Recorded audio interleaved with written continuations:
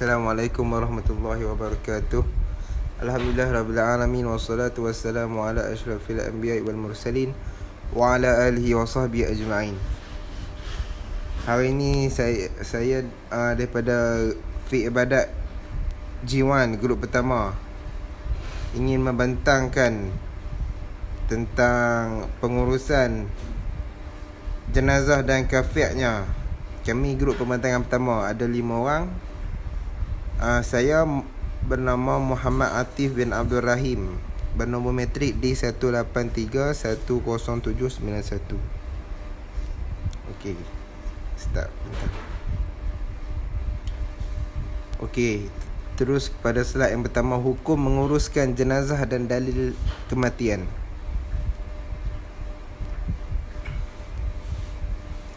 Fardu kifayah kepada orang yang hidup di dalam sesuatu kawasan. Jika ada orang yang menguruskannya, maka terlepaslah orang lain daripada kewajipan itu. Sebaliknya, jika tiada orang yang menguruskannya, maka berdosalah semua orang yang tinggal di kawasan itu. Maksud dia, dekat satu kawasan tu, kalau dah ada orang buat dah, orang lain lepaslah, tak dapat dosa. Kalau tak ada orang yang buat, maka semua yang ada dekat kawasan tu semua berdosa. Yang tu maksud dia.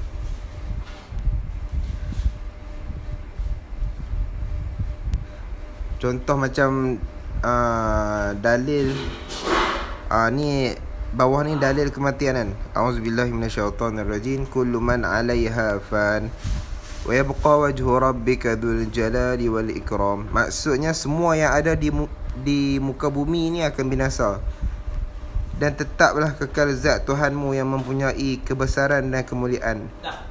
Maksudnya apa? Semua yang ada atas muka bumi ni, semua akan ada limit dia. Dia akan binasa. Tinggal Allah Subhanahu Wa Taala saja yang mempunyai kebesaran dan kemuliaan. Okay, kita terus kepada next slide. Tindakan awal ketika berlaku kematian. First, menutup mata mayat. Mulut ditutup dengan pengikat dari bawah dagu hingga ke atas kepala dengan kain bersih agar mulutnya tidak dibuka.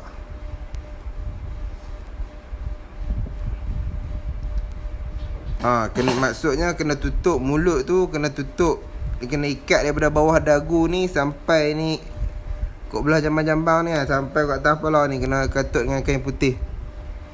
Sebab tak mau bagi mulut terbuka. Adakah ada setengah mayat jenis mulut terbuka macam tu kan.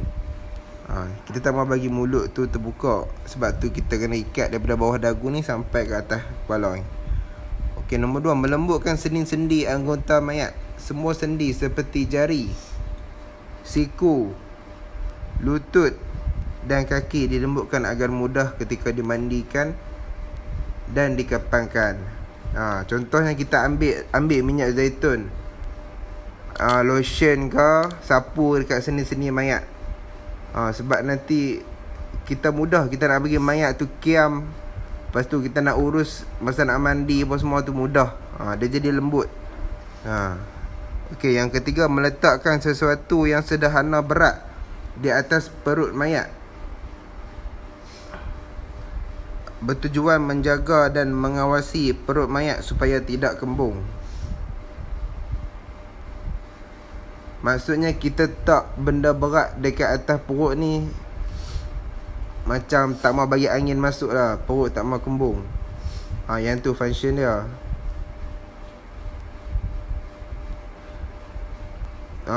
Sebab kalau kita tak letak ni, takut nanti perut mayat dia akan kembung, dia akan jadi buncit, macam tu lah, angin masuk. Yang keempat, tubuh badan mayat hendaklah ditutup agar auratnya tidak terdedah. Diletakkan di atas katil atau di tempat yang sesuai dalam keadaan menghadap kiblat dengan keadaan kedua tangannya di atas dada seperti qiyam dalam solat.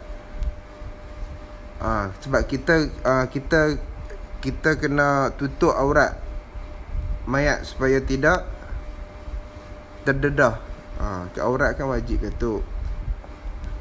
Kita kena katuk kan. Macam kalau perempuan kita tutup rambut jenazah dengan anak tudung ataupun selendang. Lepas tu kita kena pasti kepala jenazah tu menghala ke arah kiblat. Macam apa hala ke arah kiblat lah kepala. Apabila selesai bersih jenazah semua tu, baru kita katuk guna kain batik ataupun cadar yang panjang.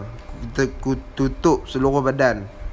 Itulah maksudnya agar auratnya tidak terdedah tu. Lepas tu diletakkan di atas katil atau di tempat yang sesuai dalam keadaan menghadap kiblat dengan keadaan kedua tangannya di atas dada seperti qiyam dalam solat. Alright, kita ke next slide. Kewajipan terhadap jenazah. Dia dalam berkaitan dengan masalah pengurusan jenazah ni ada 4 kewajipan terhadap jenazah yang mesti dilakukan oleh orang yang hidup. Orang hidup kena buat. Yang ni hak kepada mayat. Dia fardu kifayah, sama hukumnya fardu kifayah kan.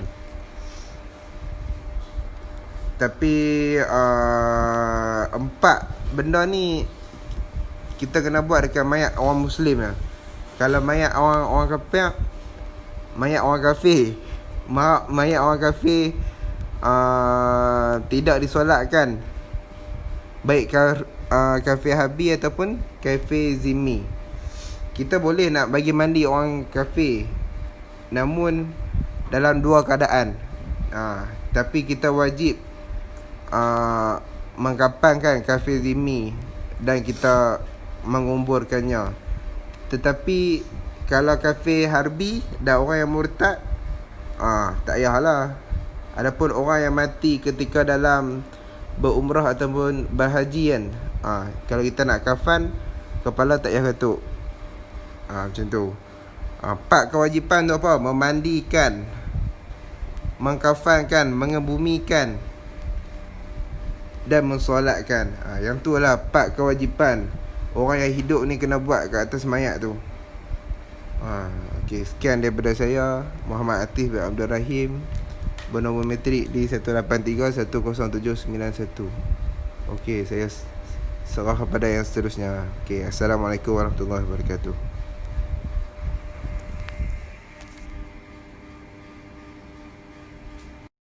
Assalamualaikum warahmatullahi wabarakatuh. Saya Raja Muhammad Kashful Azim bin Raja Asman.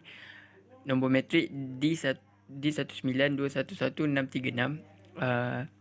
Saya akan membentangkan hukum memandikan jenazah. Okey. Memandikan jenazah seseorang yang beragama Islam dari kalangan lelaki dan perempuan merupakan fardu kifayah ke atas orang Islam yang lain. Dalil kewajipan memandikan jenazah ini diambil berdasarkan sebuah hadis yang diriwayatkan oleh Ibnu Abbas radhiyallahu anhu bahawa Rasulullah sallallahu alaihi wasallam bersabda, "Waghsiluhu bima'in wa sidrin." Maksudnya, dan hendaklah kalian memandikan dia, yakni jenazah, dengan air dan bidara. Syarat jenazah yang dimandikan. Pertama, orang Islam. Kedua, anggota badan jenazah masih ada walau tak sempurna. Ketiga, bukan mati syahid, yakni mati dalam perang membela Islam. Niat memandikan jenazah. Jenazah lelaki, nawaitul ghusla adaan an hazal mayyiti lillahi ta'ala. Maksudnya, saya berniat mandi untuk menunaikan kewajipan badan yakni lelaki ini kerana Allah Ta'ala. Manakala jenazah perempuan pula, nawaitul ghusla adaan an hazil mayyiti lillahi ta'ala. Maksudnya, saya berniat mandi untuk menunaikan kewajipan badan wanita ini kerana Allah Ta'ala. Alat-alat diperlukan untuk memandikan jenazah. Daun bidara, kapas, limau, sarung tangan, sabun, kapur barus. Cara memandikan jenazah. Pertama, ditempatkan di tempat terlindung, menutup aurat dengan kain. Kedua, yang memandikan hendak memakai sarung tangan. Ketiga, disunatkan mencampurkan air mandian dengan daun bidara dan kapur barus pada basuhan terakhir. Keempat, perut jenazah ditekan dengan berhati-hati untuk mengeluarkan kotoran, yakni najis yang tersisa. Okey. Kelima, menyiram air ke seluruh tubuh dan disunatkan memulakan setiap basuhan di sebelah kanan. keenam, disunatkan basuhan 3 kali atau 5 kali. Hukum anak memandikan jenazah ibu bapa. Secara asasnya, apabila seseorang lelaki itu meninggal dunia, maka dia akan dimandikan oleh ahli keluarga terdekat dari kalangan lelaki juga mengikut keutamaannya. Ini seperti yang dinyatakan oleh Imam An-Nawawi.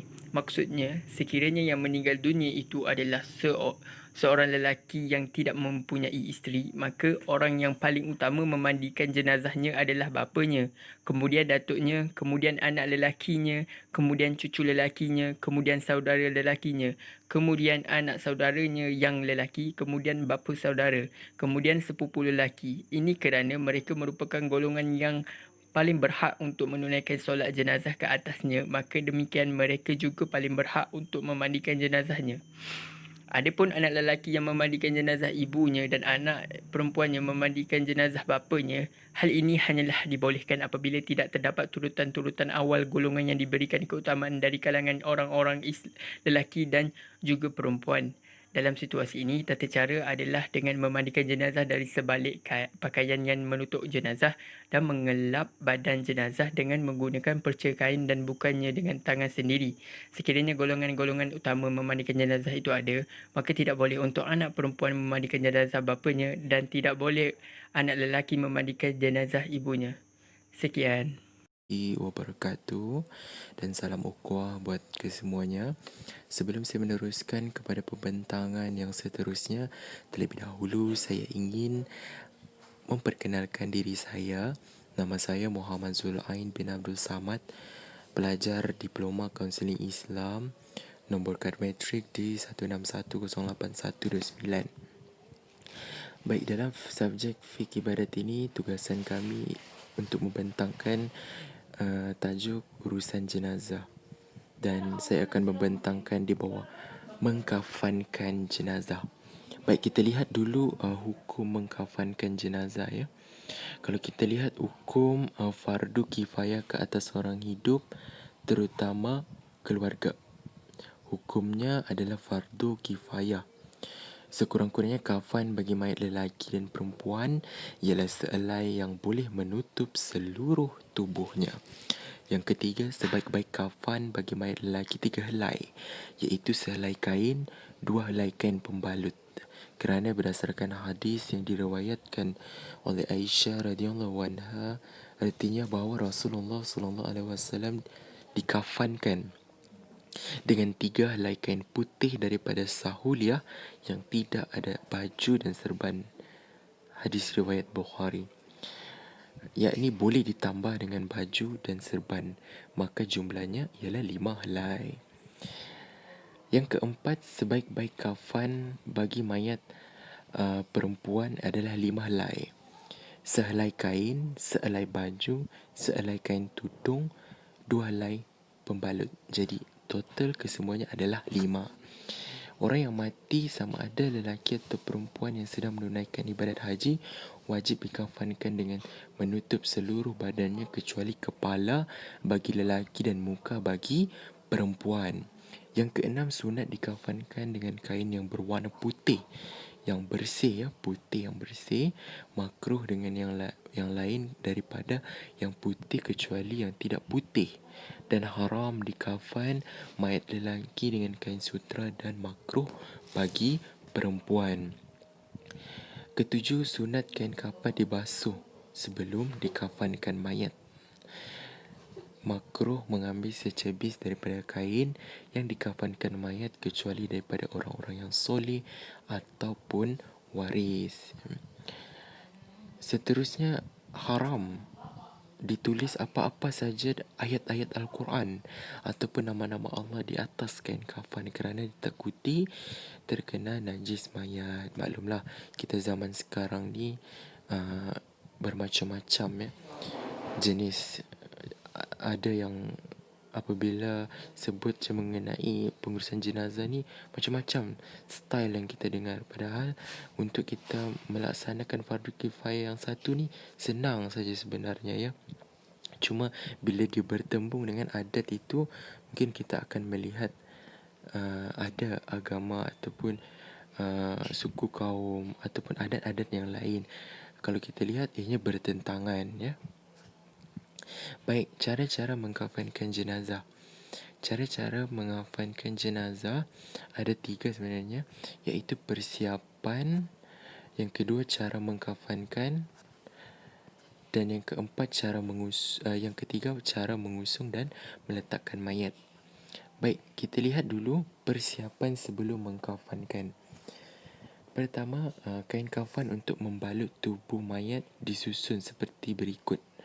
Okey, ini rajahnya. Okey, kita lihat dulu.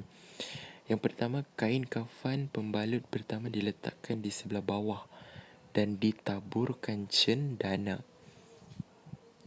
Yang kedua, letakkan kain pembalut kedua serta taburkan juga cendana. Letakkan kain sebagai baju, taburkan juga cendana. Yang keempat, letakkan sehelai untuk dipakai sebagai kain serta taburkan cendana, ya. Letakkan kain untuk dipakai sebagai serban. Okey. Yang keenam, letakkan cawat serta kapas di bahagian punggung hingga menutupi kelamuk kemaluan. Beginilah kedudukannya, ya. Helai yang pertama, kedua dan yang ketiga. Baik, cara untuk mengkafankan jenazah. Mayat yang telah dimandikan di atas kain kafan yang telah disediakan dengan meletakkan tangan mayat dalam keadaan seperti sedang solat, ya. Kalau kita solat, tangan kiri di bawah, tangan kanan di atas. Macam tu juga keadaan jenazah yang kita hendak uruskan, ya. Tak boleh tangannya diletak di tepi, di bahu, di dada. Tak boleh, ya. Jadi kita teruskan. Pastikan setiap lipatan kain semasa membungkus mayat dibuat dalam turutan yang sama seperti keadaan solat, bertujuan ianya memudahkan dibuka semasa dalam liang lahat. Okey. Tutupi kemaluan mayat dengan kapas yang telah disediakan serta cawat diikat dengan kemas. Yang kedua, lapik sendi-sendi mayat dengan kapas untuk mengelakkan daripada anggota mayat dari mudah bergerak. Maksud dia, tujuan kita untuk letak kapas tu adalah supaya dia elakkan anggota mayat itu tidak bergerak-gerak, ya. Bukanlah maksud dia bergerak. Maksud saya bergerak tu dia tidak terjatuh, ya, ataupun lari daripada tempat yang kita nak letakkan. Jadi seterusnya pakaikan bahagian kainnya. Okey. Macam ni lah. Ini baju dia di nombor 2. Kita ada cawat dia di nombor 5 yang menutup kemaluan dia lah. Okey. Dan kita ada baju dan satu helai kain kafan untuk kita tutup dia. Okey. Seterusnya kita pakaikan bahagian serbannya, maksud di bahagian kepala. Okey, kita akan lipatlah yang membentuk seakan-akan penutup di kepalanya. Okey, pakaikan bahagian bajunya, bungkus mayat dengan kain yang disediakan serta ianya dibuat dengan kemas untuk mengelakkan tangan mayat mudah beralih, ya. Yang seterusnya, bungkus dengan kain yang terakhir.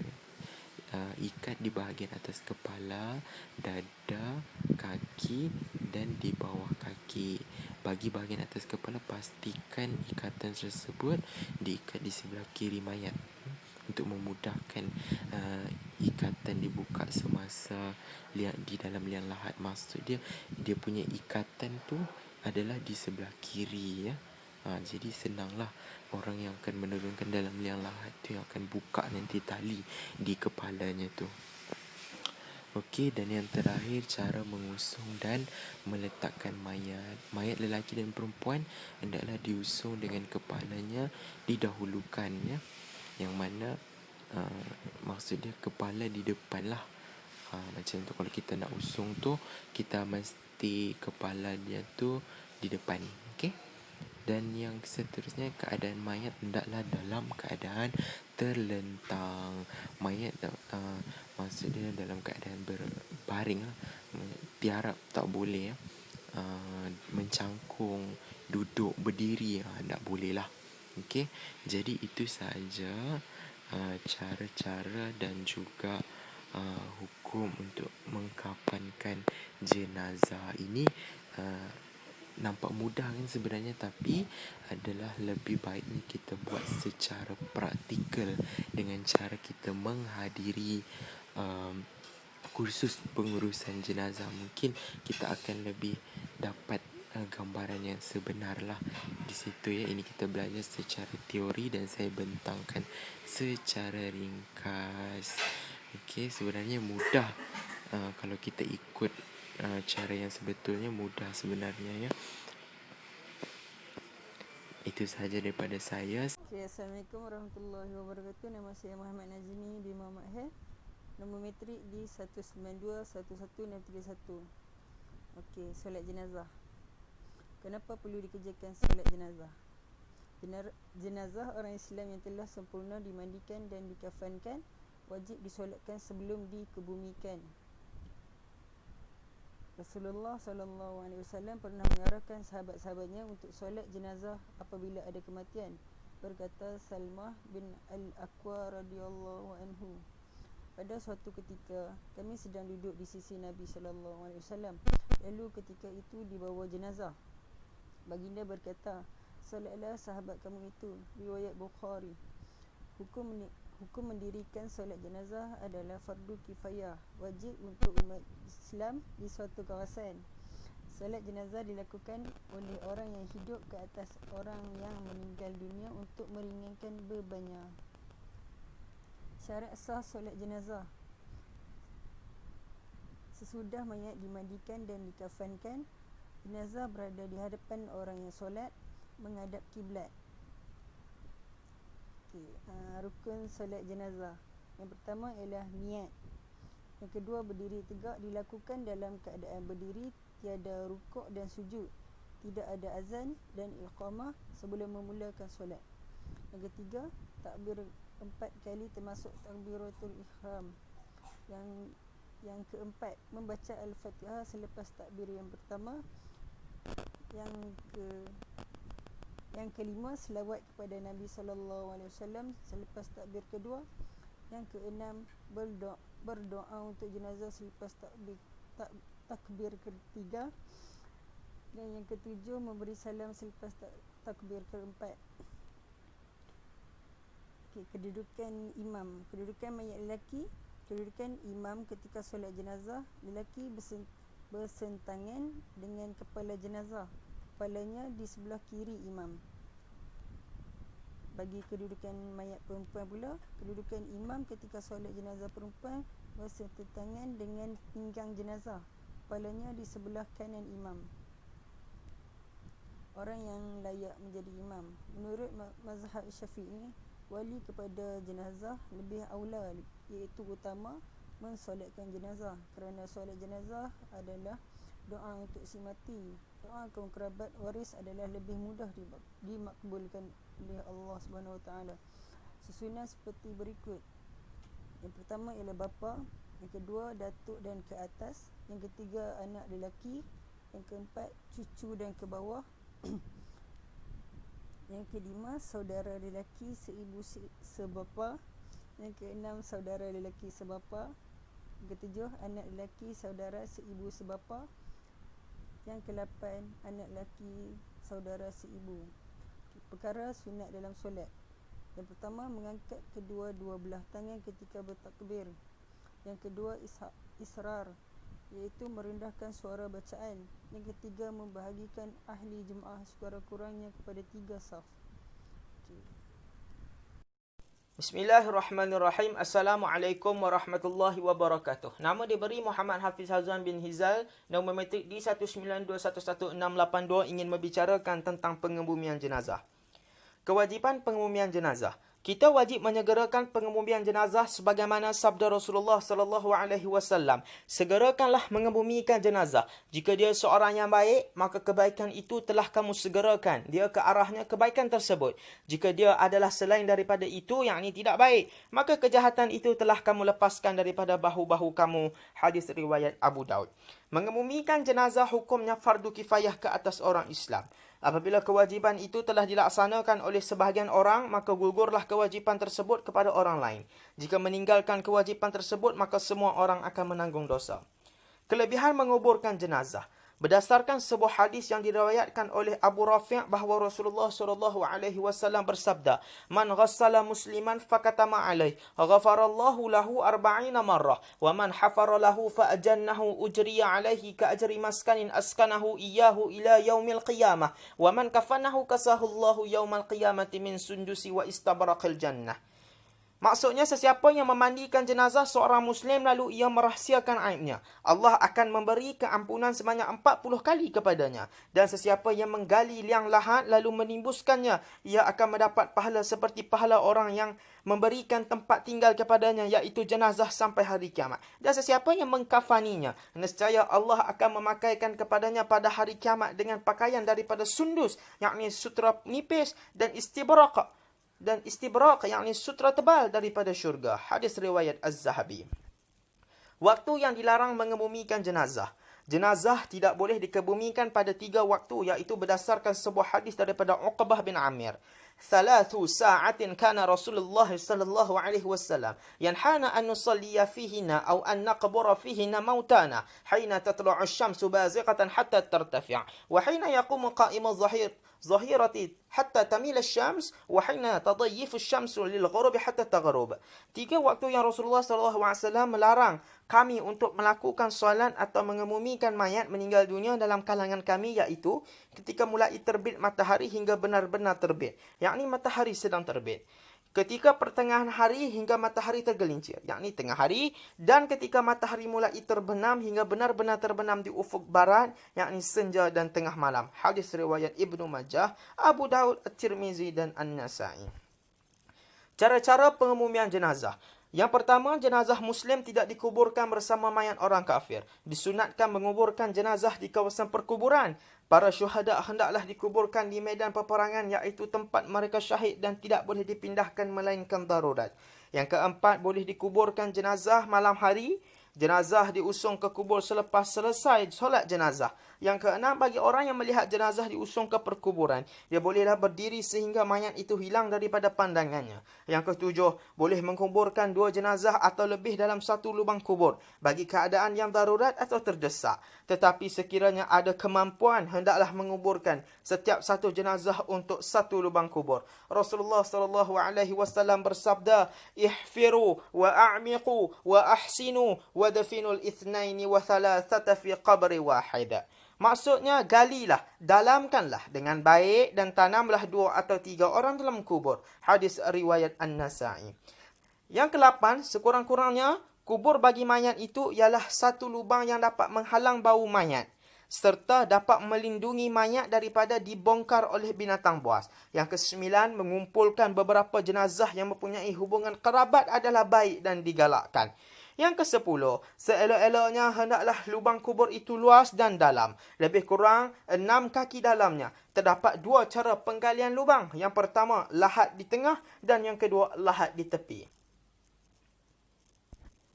Yang ke-11, liang lahat lebih baik daripada liang kembal budi, yakni syak. Jika tanah perkuburan itu keras, liang lahat bermaksud dikorek ke hala kiblat seluas badan mayat daripada tepi kubur. Manakala liang lahat kembal budi syak bermaksud diperbuat 1 lubang kecil di tengah seperti parit seluas badan mayat di sebelah bawah kubur. Yang ke-12, kubur hendaklah digali secara melintang ke arah kiblat, sama seperti kita meletakkan mayat ketika ia hendak disolatkan. Ke-13, cara meletakkan mayat itu dalam kuburnya hendaklah dimasukkan dengan menghulurkan kepalanya ke dalam dan disambut oleh 3 orang yang menanti di dalamnya. Kemudian dibaringkan atas lambung kanan menghadap kiblat. Setelah itu ditutup liang lahat atau liansyaq dengan papan atau seumpamanya dan dikambus. Yang ke-14, jika mayat ditanam dengan membelakangkan kiblat atau menelentang atau disembamkan mukanya ke tanah, maka wajiblah digali semula dan diperbetulkan mukanya agar menghadap kiblat, iaitu selagi mayat itu tidak berubah atau berbau busuk. Yang ke-15, bagi sesiapa yang berada di tepi kubur, disunatkan menaruh 3 kepal tanah ke dalam kubur. Dengan bacaan kepal yang pertama, minha khalaqnakum.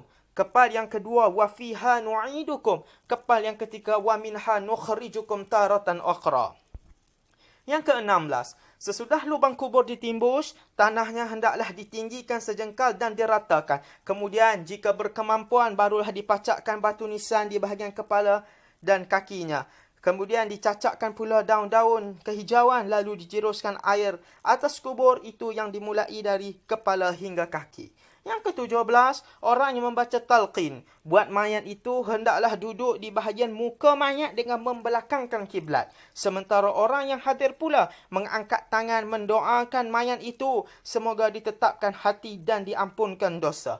Berdasarkan sebuah hadis Rasulullah sallallahu alaihi wasallam, an Uthman bin Affan qala kanna an-nabiy sallallahu alaihi wasallam iza faragha min dafnil mayyit wa ghafa alaihi faqala istaghfiru li akhikum was'alu lahu tathbit fa innahu al-ana yus'al. Maksudnya, diriwayatkan daripada Uthman bin Affan, beliau berkata, kebiasaannya, apabila Nabi SAW selesai mengebumikan mayat, baginda berdiri di sisi kubur tersebut dan bersabda, mohonlah keampunan buat saudara kalian, dan mohonlah untuknya keteguhan kerana sekarang ini dia sedang ditanya. Hadis riwayat Abu Daud. Wallahu a'lam. Assalamualaikum warahmatullahi wabarakatuh.